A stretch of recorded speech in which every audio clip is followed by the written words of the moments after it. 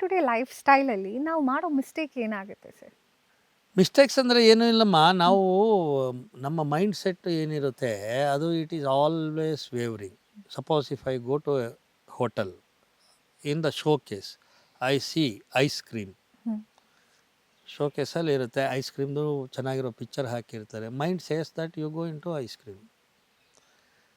Alternatively ಯಾರೋ customers ಕೂತ್ಕೊಂಡು ಏನೋ ಒಂದು ತಿಂಡಿ ಆರ್ಡ್ರ್ ಮಾಡಿರ್ತಾರೆ, special masala dosa, ghee masala dosa.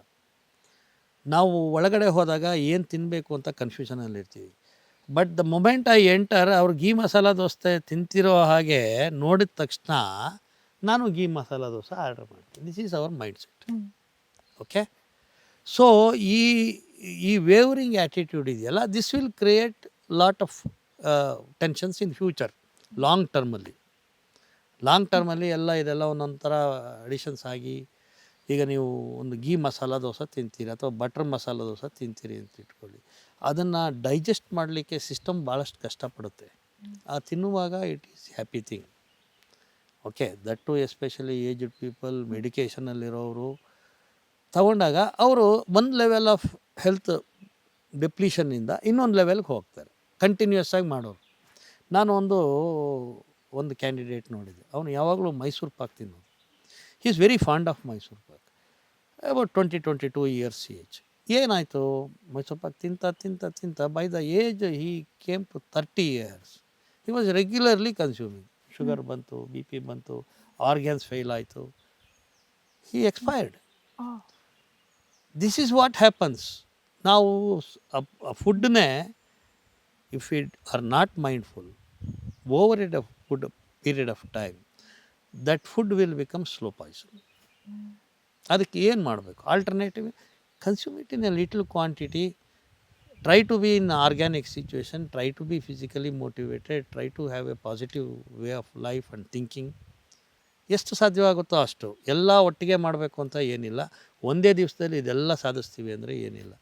Lot of people will get wisdom at different ages. Okay, I got at some particular point of age. ಅಲ್ಲಿವರೆಗೂ ನಾನು ಕೂಡ I was indulging in health issues. Whatever we get because of work pressure or because of tensions or because of taste, I was use to indulge in lot of things.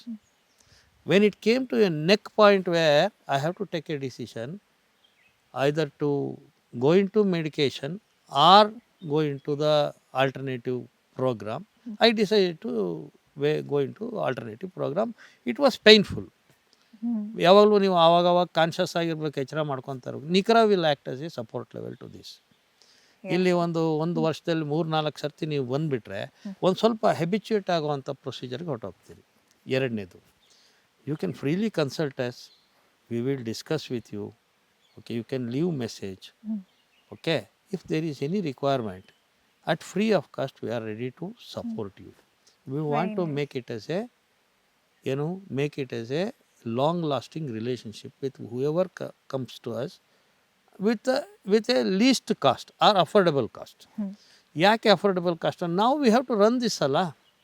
We have to run this on a sustainable basis over a period of time. ಹಾಗಾಗಿ ಇದರ requirement ಬರುತ್ತೆ. We have lot of things in mind.